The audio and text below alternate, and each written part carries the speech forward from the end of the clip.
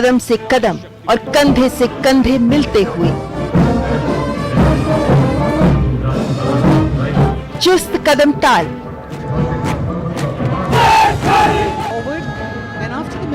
एक के बाद एक सलामी दस्ते।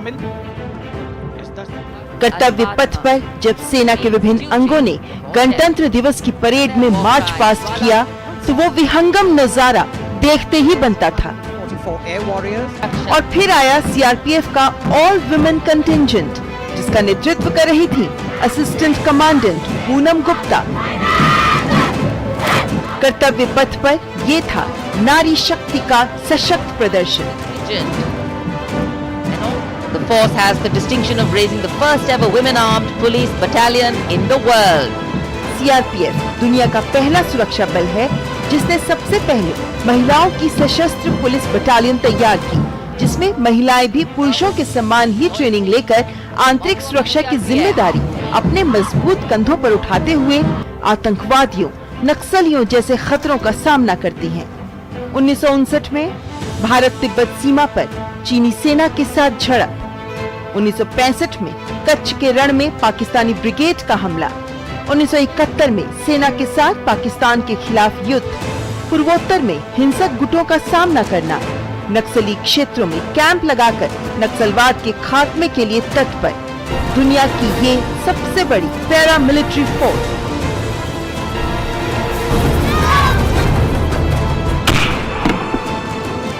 चुनावों में भी सुरक्षा की जिम्मेदारी निभाती हैं, तो वहीं संयुक्त राष्ट्र की पीस कीपिंग फोर्स में भी देश का प्रतिनिधित्व करती हैं। कर्तव्य पथ पर नारी शक्ति को केंद्रीय सशस्त्र पुलिस बल की इस झांकी में भी बखूबी प्रदर्शित किया गया, जिसमें सीमा सुरक्षा बल, सीआईएसएफ और असम राइफल्स के साथ ही सीआरपीएफ। और सीआरपीएफ की नारी शक्ति को आज तेजस्विनी में हम कर रहे हैं सलाम।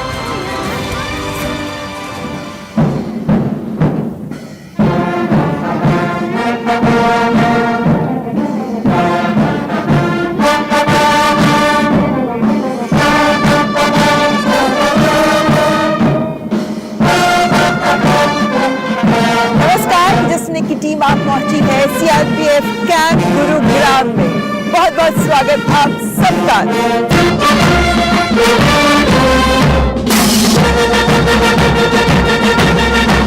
सीआरपीएफ यानी केंद्रीय रिजर्व पुलिस फोर्स लगातार देश की सेवा में लगी हुई है। ऐसे में 26 जनवरी गणतंत्र दिवस के अवसर पर सीआरपीएफ के कैंप में हम पहुंचे हैं इस बात का जायजा लेने के लिए कि कैसे हर बार गणतंत्र दिवस की परेड में सीआरपीएफ कुछ खास रंग बिखेरती है, कैसे यहाँ की महिला ऑफिसर्स अपने मार्च पास्ट से महिला ताकत को प्रदर्शित करती हैं। इस वक्त आपने देखा हमारे पीछे ये बैंड है जो बज रहा है, लेकिन ये पिछले 3 दशक से भी लंबे समय से गणतंत्र दिवस में लगातार परफॉर्म करते आ रहे हैं। इससे पहले कि हम महिला अधिकारियों से बातचीत करें, हमारी तेजस्विनियां है वो, लेकिन इससे पहले आइए इस बैंड के जो इंस्पेक्टर बैंड है शमशेर लाल जी, जो 3 दशक से ज्यादा लंबे वक्त से इस बैंड से जुड़े हुए हैं, आइए उनसे जानते हैं उनकी कैसी होती है तैयारियां। नमस्ते शमशेर जी।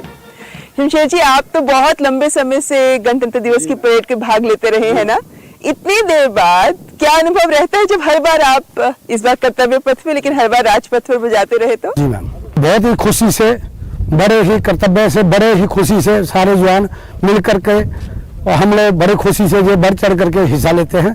और हम बहुत ही इस भाग्य, इस बल का एहसानमंद हैं कि इन्होंने बल ने हमारे को चुना और हमारे को मौका दिया और हम आज इस कार्य में चल रहे हैं। लेकिन शमशेर जी, आप लोग जब गणतंत्र दिवस की परेड के लिए तैयारी करते हैं तो क्या खास तैयारी होती है? दुनिया को क्या अच्छा लगता है, देश को हमारे को क्या अच्छा लग रहा है, तो वही हम करने का प्रयास करते हैं और हम उस पर खड़े उतरते हैं। और सीआरपीएफ तो बहुत बार, आप लोगों का बैंड तो बहुत बार अवार्ड भी जीत चुका है, पॉपुलर चॉइस अवार्ड भी मिल चुका है। मैं फर्स्ट पोजीशन में भी पूरा हिंदुस्तान में ऑल इंडिया पुलिस में हम लोग फर्स्ट आते हैं, उसमें गोल्ड मेडल आते हैं।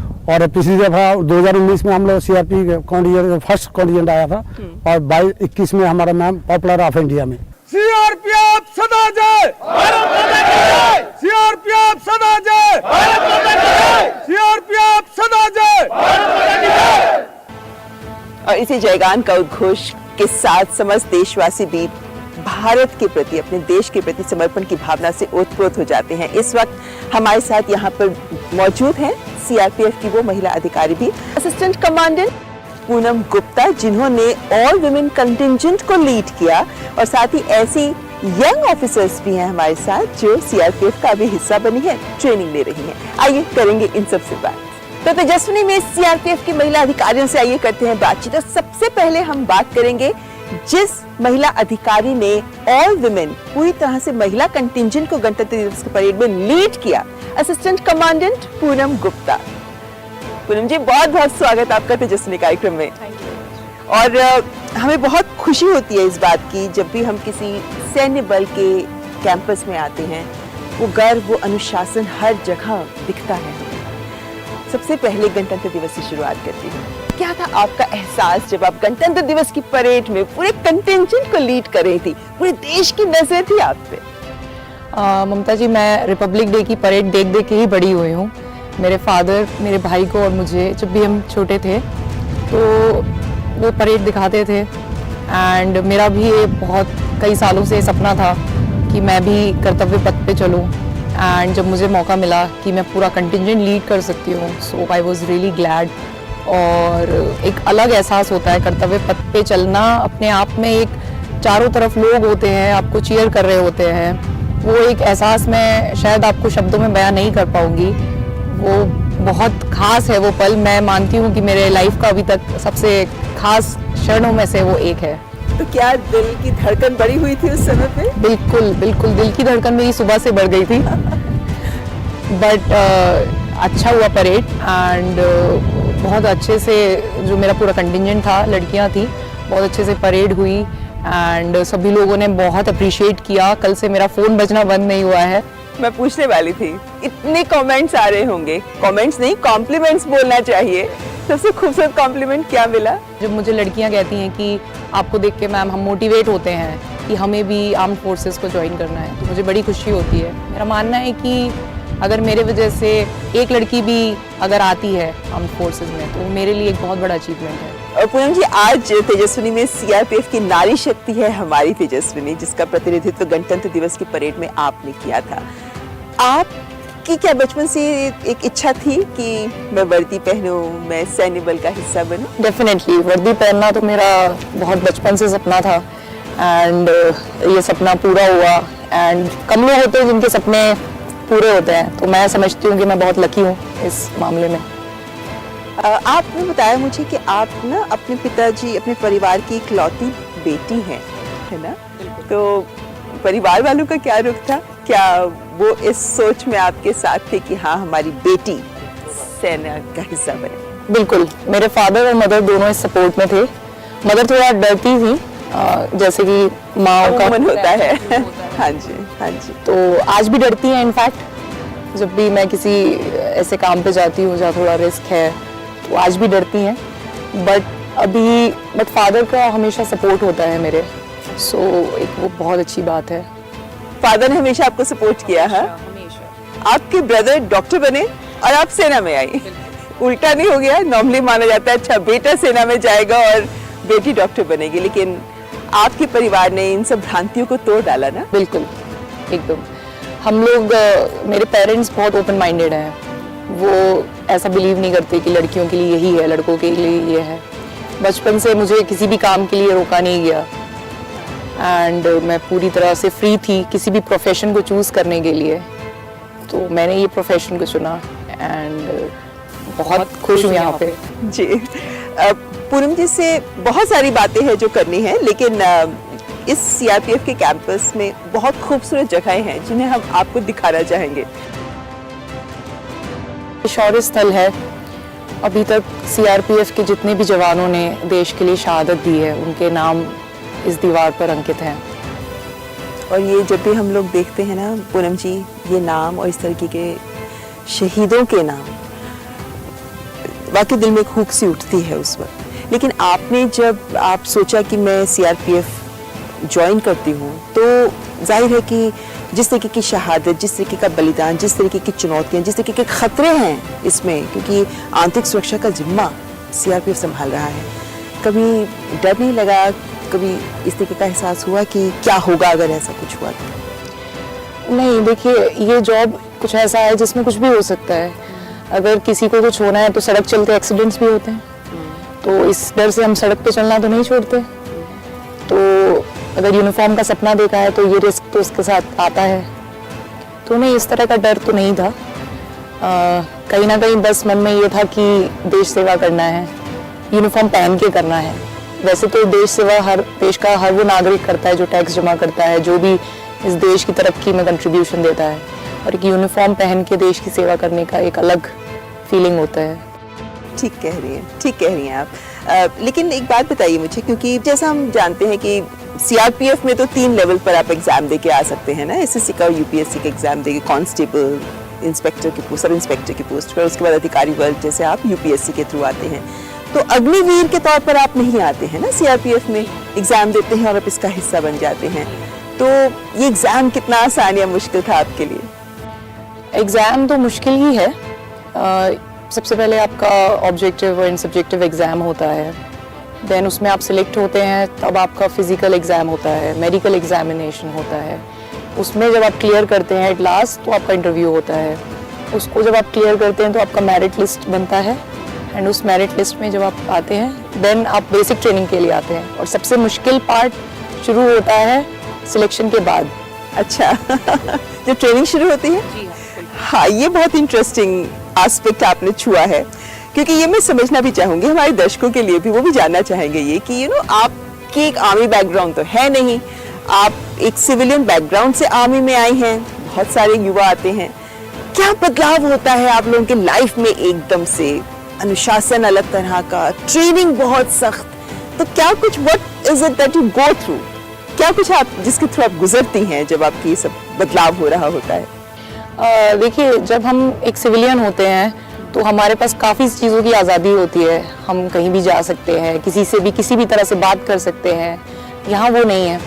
यहाँ बहुत कायदे कानून है, आपको किस व्यक्ति को किस तरह से संबोधित करना है उसका तरीका अलग है, कायदा अलग है।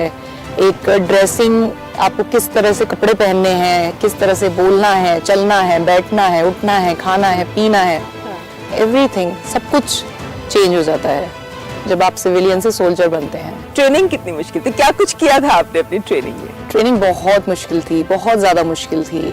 हम लोगों की जो ट्रेनिंग होती है वो लड़कों के साथ में होती है, लड़कियों की अलग से ट्रेनिंग नहीं होती है। तो लड़कों के साथ ट्रेनिंग करना फिजिकली बहुत चैलेंजिंग होता है, बट लड़कियां सिंस मेंटली ज़्यादा टफ होती हैं तो उसको कर जाती हैं। यही मेंटल स्ट्रेंथ है जो हम तमाम आप अधिकारीगण में देखती हैं, जो इसका हिस्सा बनती हैं। लेकिन यहाँ पर उन लड़कियों से भी हम बात करना चाहेंगे जो कांस्टेबल के तौर पर सीआरपीएफ का हिस्सा बनी हैं, क्योंकि ये जो लड़कियां हैं ये समाज के अलग अलग वर्ग से आई हैं, सीआरपीएफ में एज अ कांस्टेबल जुड़ी हैं, और इनमें से ज़्यादातर ऐसी हैं जो विभिन्न राज्यों के दूर दराज के क्षेत्र में छोटे छोटे कस्बों से आई हैं। क्या महसूस करती हैं वो सीआरपीएफ का हिस्सा बनकर? आइए करते हैं उनसे बात, लेकिन ब्रेक के बाद।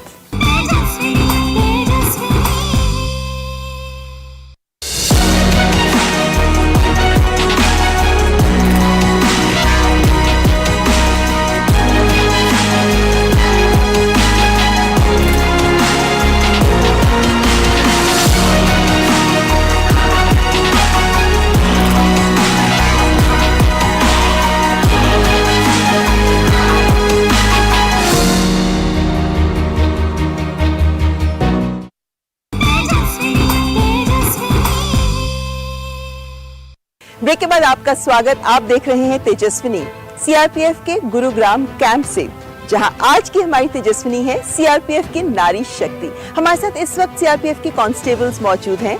ये सभी दूर दराज छोटे क्षेत्रों से आई हुई हैं, लेकिन हर एक की अपनी एक सोच है कि वो क्यों हिस्सा बनी सीआरपीएफ का। आइए खुद इन्हीं से जानते हैं। क्या नाम है आपका? मैम, मेरा नाम है पंपा वर्मन। मैं उत्तर दिनाजपुर डिस्ट्रिक्ट की वेस्ट बंगाल से बिलोंग करती हूँ। तो आप सीआरपीएफ का हिस्सा क्यों बने? मैम, मैं जब छोटी थी तब टीवी में या हमारे उधर जो बॉर्डर एरिया है उधर जब मैं देखती थी कि मतलब हथियार लेके ड्यूटी करती हैं लड़कियां, तो मुझे बहुत अच्छा लगता था। तो इसीलिए, और इनमें फोर्स का जो मतलब डिसिप्लिन है मुझे मतलब बहुत अच्छा लगता था, तो इसीलिए मैं सोची थी मुझे जाना है इसमें फौज में। तो आपके गांव से कोई और भी लड़कियां हैं जो सेना का हिस्सा बनी हैं? मेरे गांव से तो ऐसे कोई लड़की नहीं है, मैं ही फर्स्ट हूँ, इसीलिए मुझे बहुत गर्व फील हो रहा है। क्या बात है, एक बार तालियां हो जाए इनके लिए। थैंक यू जी। आप बताइए आपका नाम क्या है? मेरा नाम कृष्ण कविता है, मैं औरंगाबाद डिस्ट्रिक्ट बिहार से हूँ। अच्छा, तो बिहार से आप सीआरपीएफ के बारे में क्या सोचती थी, मतलब क्यों लगा कि आपको सेना का हिस्सा बनना? मुझे शौक था कि मुझे जॉब लेना है, मतलब कि मुझे वर्दी पहनने का बहुत शौक था, इसलिए मैं डिफेंस लाइन का मतलब डिफेंस वाला भी फॉर्म भरती थी। यानी आत्मनिर्भर बनने का भी शौक था और सेना का भी, इसीलिए सीआरपीएफ में आ गए। आप बताइए आपका नाम? मेरा नाम प्रीति कुमारी है, मैं रोहतास डिस्ट्रिक्ट की बिहार से हूँ। आपके परिवार में भी क्या लोग सेना में रहे हैं? हाँ मैम, एक्चुअली शुरू से ही मेरे बाबा दादा जितने भी पापा चाचा लोग हैं सभी लोग फोर्स में ही हैं। मैं स्टार्टिंग से उन लोगों से बहुत ज़्यादा मोटिवेट हुई हूँ और उन्हीं की वजह से मुझे शुरू से पैशनेट था कि मैं वर्दी पहनूँ और देश की रक्षा करूँ। और सबसे बड़ी बात, मैं सेल्फ डिपेंड बनना चाहती थी। मैं किसी चीज़ के लिए किसी के सामने मतलब ये डिपेंडेंट नहीं होना चाहती हूँ मैम, और इसलिए मैंने डिसाइड किया कि मुझे फोर्स में ही जाना है। फोर्स में जाने के लिए मुझे शुरू से ही जुनून था। तो फिर परिवार वालों का क्या रुख था? होता है ना कि जैसे दादा या बाकी लोग तो थे, लेकिन बेटी ये बोला जज किया कि गर्ल्स के लिए एक्चुअली मैं मेंस के सोच को बदलना भी चाहती थी कि उन लोगों का मानना है कि गर्ल्स लोग फोर्स के लिए नहीं बनी है, एक्चुअली वो घर के अंदर ही रहना उनके लिए बेहतर है। बट मैं उनके सोचों को, अपनी सोसाइटी के सोचों को बदलना चाहती थी कि नहीं, गर्ल्स भी ये काम कर सकती हैं। आज हर क्षेत्र में आप देखो तो मैम हर जगह गर्ल्स अपनी भूमिका को बहुत अच्छे तरीके से निभा रही हैं। इसीलिए मैंने डिसाइड ये नहीं, मुझे फोर्स में, अंकल लोग मना किए कि नहीं तुम अच्छे से नहीं कर पाओगे, उन्होंने मना कि फोर्स में ऐसा होता है वो होता है, मतलब हार्ड होगा आप लोगों के लिए। मैंने बोला नहीं, मुझे हार्ड चीज़ों से लड़ना मुझे बहुत पसंद है, इसलिए मैंने डिसाइड किया कि नहीं, मुझे फोर्स में ज्वाइन करना है। क्या बात है। आपने प्रीति, आपकी ट्रेनिंग तो खत्म भी हो गई है, मुझे पूरा विश्वास है कि ट्रेनिंग भी आपकी बहुत अच्छी हुई होगी, जोश वाली। मैम बहुत, हमारी ट्रेनिंग ATC बेंगलुरु से हुई है मैम, बहुत हार्ड हुई और वेल डिसिप्लिन ट्रेनिंग हम लोग को दी गई है मैम। तो अब आपके परिवार वाले क्या बोलते हैं जब वर्दी पहन के उनके सामने जाते अब हैं? परिवार वाले बहुत ही खुश होते हैं कि चलो जो उनकी मैंने सोच को विपरीत कर दिया मैम, इस चीज़ के लिए बहुत ही खुश होते हैं और गर्व फील करते हैं कि चलो आज से मेरी बेटी देश की सेवा कर रही है, इस चीज़ के लिए बहुत ही खुश है। तो इनके लिए तो मैं ही ताली बजाऊंगी, आप भी बजा सकते हैं वैसे। समाज की सोच बदलने की हिम्मत दिखा रही हैं हमारी सीआरपीएफ की कांस्टेबल्स। आपका नाम? जी, मेरा नाम प्रेरणा प्रिया है, मैं कोडरमा डिस्ट्रिक्ट झारखंड से बिलोंग करती हूँ। जब सीआरपीएफ का फॉर्म निकला था तो मैंने इसको भर दिया एग्ज़ाम। उस वक्त कोविड का थोड़ा प्रॉब्लम चल रहा था, तो मेरी थोड़ी फैमिली की फाइनेंशियल प्रॉब्लम है, तो मैंने इसका फॉर्म भरा। तो मुझे लगा कि सीआरपीएफ आने के बाद मैं अपनी फैमिली की फाइनेंशियल प्रॉब्लम को भी ख़त्म कर सकती हूँ और एक तरफ से मैं अपनी पहचान भी बना सकती हूँ, मुझे यहाँ पर रिस्पेक्ट भी मिल सकता है और इसके थ्रू मतलब LDC के जो यहाँ पे एग्ज़ाम होता है मैं अच्छे पोस्ट पर भी जा सकती हूँ, इसलिए मैंने सीआरपीएफ को चुना। यानी हर लड़की की अपनी एक सोच जिसके तहत वो सीआरपीएफ का हिस्सा बनी है। लेकिन यहाँ और भी है कांस्टेबल्स, आइए उनसे भी बात करते हैं। जी, आप कहाँ से हैं? मैं उड़ीसा से हूँ, बरगढ़ डिस्ट्रिक्ट से। मेरा नाम सत्यश्री साहू है। मैं एक छोटे से गांव से बिलोंग करती हूँ। जब आप सोच रही थी कि चलिए मैं सेना का हिस्सा बनती या मैं सीआरपीएफ एग्जाम देती हूँ, तो आपकी जो फ्रेंड्स थी वो सब क्या कहती थी, उनका क्या रिएक्शन होता था? लोग सोचते थे कि ये एक लड़की होके कैसे सेना में या फिर कोई भी फोर्स में भर्ती होगी, वो लोग सोचते थे इससे नहीं होगा। जब रनिंग करने जाती हूँ तो देखते हैं, ऐसे अलग से नज़र से देखते हैं कि ये रनिंग करने आई है, ये कैसे करेगी, ये क्या करेगी, ऐसे बोलते थे। जब मैं भर्ती होके गई छुट्टी में वापस, तो वो लोग ऐसे देख के मतलब ऐसे नज़र से देखते हैं कि अभी हम लोगों को भी प्राउड फील होता है कि हम लोग फोर्स में हैं बोल के। अच्छा, यानी जो पहले सोचते थे कि नहीं कर पाएगी, आपने उनको साबित कर दिया कि लीजिए मैंने कर दिखाया। हाँ, तो ट्रेनिंग पूरी होने के बाद वो लोग हमें देख के ऐसे बोलते हैं कि तू कैसे कर लिया, ये सब ट्रेनिंग भी कैसे पूरा कर लिया, इतना हार्ड ट्रेनिंग कैसे पूरा किया। तो आपके गांव की और लड़कियां भी हैं जो आपको देखकर आपके जैसा बनना चाहती हैं? जी मैम, अभी छोटे छोटे बच्चे भी हमें देख के फोर्स में ज्वाइन करना चाहते हैं, NCC लेना चाहते हैं। हमें देख के खुशी होती है कि हमें लोग को देख के कोई मोटिवेट होता है बोल के। जी, यही है हमारे देश की नारी शक्ति। हर स्तर पर अगर आप किसी को भी प्रेरणा दे सकें तो आप वो नारी शक्ति साबित करते हैं। आपका नाम? मेरा नाम नीतू है। मैं हरियाणा भिवानी से हूँ और मैं मैरिड हूँ, इसलिए मेरे 2 घर हैं, एक ससुराल और एक मायका। क्या बात। तो मेरा ससुराल भिवानी है और मेरा मायका जो है वो महेंद्रगढ़ साइड है। अच्छा, तो शादी के बाद आपने सोचा कि आप सीआरपीएफ में? शादी के बाद ज्वाइनिंग हुआ था, बट ज्वाइनिंग में भी एक इशू हो गया था कि उस टाइम पे मेरी प्रेगनेंसी थी और मैं उस टाइम पे ज्वाइन नहीं किया, तो उस टाइम पे एक्सटेंशन लेकर के अक्टूबर में ज्वाइन किया और ट्रेनिंग टाइम आ गया था। उस टाइम पे मेरी बेटी उस टाइम पे ओनली 4 मंथ की थी और 4 मंथ के अपने बच्चे को छोड़ के जाना ट्रेनिंग पे सबसे हार्ड बात थी, बट जैसे तैसे करके ट्रेनिंग भी किया और अब प्राउड फील होता है अपने ऊपर भी और मेरी फैमिली के ऊपर भी कि मेरे ना होने के बावजूद मेरे बच्चे का इतने अच्छे से ख्याल रखा है, क्योंकि मेरा ससुराल जो है बहुत अच्छा है। मेरी मदर इन लॉ है, मेरी खुद की सिस्टर है जिन्होंने मेरी बेटी को संभाला, मेरे हस्बैंड ने संभाला, पूरी फैमिली है। समाज का एक परिवर्तन मुझे लगता है सोच में, जो आपके केस के थ्रू नीतू हम बोल सकते हैं। हाँ मैम, और इसमें एक सबसे अच्छी बात यह है कि मैं अपने ससुराल से फर्स्ट हूँ जो इसमें मिलिट्री पैरामिलिट्री में आई हूँ और जो मेरी सिस्टर इन लॉ है वो भी फर्स्ट थी जो उसने स्टेट पुलिस को ज्वाइन किया था। हम दोनों ही फर्स्ट हैं, तो इसमें मेरे फादर इन लॉ का सीना एकदम गर्व से चौड़ा हो जाता है जब भी कोई बोलता हाँ भाई तुम्हारी बेटे की बहू अभी छुट्टी आई हुई है या फिर ड्यूटी पे है। इस बात को लेकर मतलब बहुत प्राउड फील होता है कि लोग पूछते हैं। तो आपके घर वाले आपको क्या टाइटल देते हैं? रानी की, झांसी की रानी, ऐसा कुछ? रानी, लेडी सिंगम, पता नहीं क्या क्या बोलते रहते हैं कि बड़ा बहुत बड़ा दिल है तेरा, तो अपने बच्चे को छोड़ के ट्रेनिंग करने गई है। कि अपने बच्चे को 4 महीने का छोड़ के कौन जाता है, कि अपने माँ का फर्ज भी निभाया और देश का फर्ज भी निभाया। तो ये जज्बा कहाँ से आया कि मुझे सेना में जाना है चाहे कुछ हो जाए? अब जो मायका है उसमें मेरे अंकल से लेकर मेरे पापा 5 भाई, तो स्टार्टिंग में मेरे अंकल जो थे वो आर्मी में थे। मैंने जब फर्स्ट और सेकंड क्लास टाइम पे देखा था कि वो एक बार छुट्टी आए थे और फुल यूनिफॉर्म में आए थे। हाँ, तो उस टाइम पे देख के एक अजीब सा जज्बा पैदा हो गया कि नहीं इसी को लेना है। मेरे फादर भी एक फार्मर हैं, उन्होंने बहुत पैसा खर्च करके मेरी पढ़ाई के ऊपर इतना वो काबिल किया है, तो एक अजीब सा वो होता है ना कि हाँ अपने फादर के लिए बहुत कुछ करना है, अपने पेरेंट्स के लिए बहुत कुछ करना है, अपने इसमें ससुराल पक्ष के लिए बहुत कुछ करना है, तो बहुत अच्छा फील होता है। मैं एक बार और तालियां हो जाए इनके लिए। और ये तालियां नीतू के लिए ही नहीं बल्कि नीतू के परिवार और नीतू के ससुराल के लिए भी, जिन्होंने अपनी बहू को बेटी मानकर उनके साथ पूरा साथ भी निभाया और अभी भी उनके साथ खड़े हैं। बहुत बहुत शुभकामनाएं आपको नीतू जी। आप? प्रीति मैम, मैं हरियाणा के झज्जर डिस्ट्रिक्ट से हूँ और मेरी भी शादी हो चुकी है। मेरा ससुराल उस्मापुर गांव में है, रेवाड़ी डिस्ट्रिक्ट में, और मेरे मायके में हम 3 बहन भाई हैं। मेरे पापा जी किसान हैं, तो पापा चाहते थे कि मेरे बच्चे कामयाब हो, लेकिन भैया की हाइट छोटी है तो वो किसी बेल्ट की नौकरी में नहीं जा सकता था और मेरे को बेल्ट की नौकरी पसंद थी। मेरे पापा को भी बहुत ही गर्व फील होता है कि मैं भी अभी गांव में कह सकता हूं कि मेरा भी एक बच्चा कामयाब है, और वो बहुत अच्छे से गांव में सबको बताते रहते हैं कि मेरी भी बेटी सीआरपीएफ में लगी है। और मेरे ससुराल वालों ने भी मेरा बहुत साथ दिया है।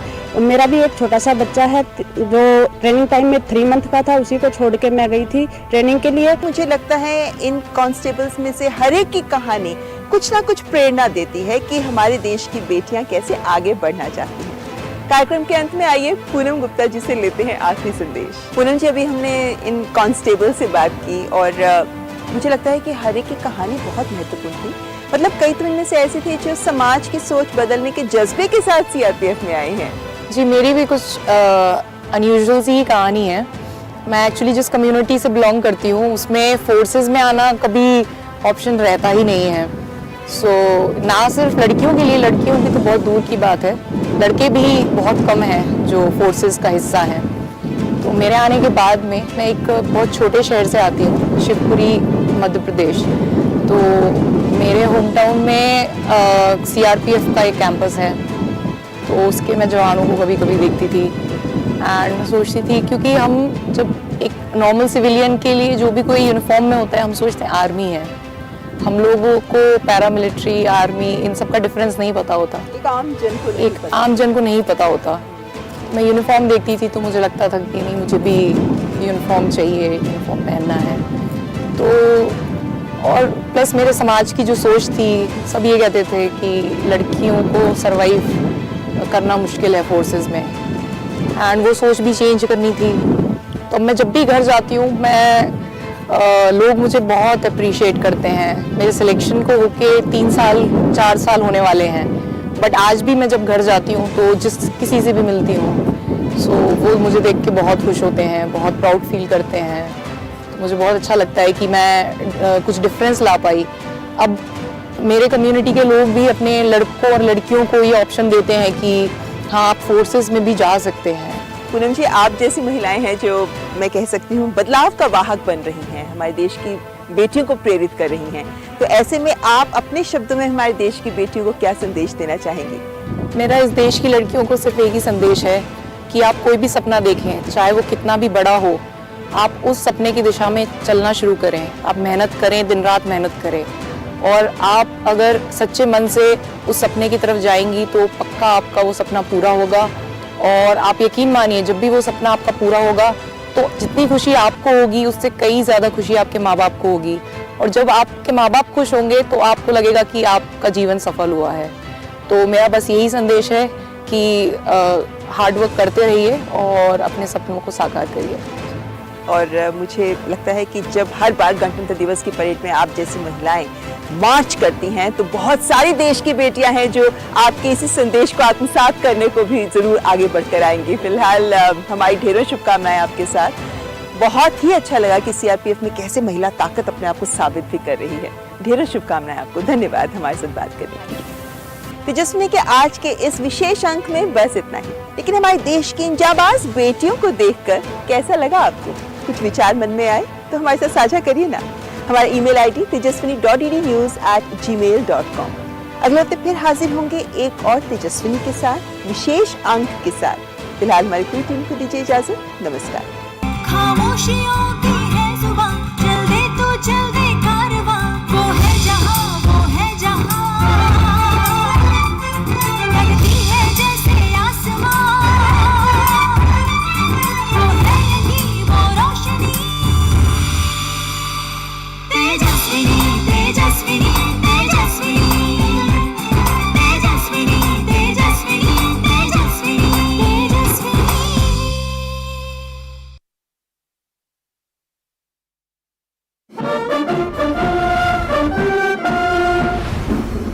तेजस्विनी की टीम आप पहुंची है सीआरपीएफ कैंप गुरुग्राम में।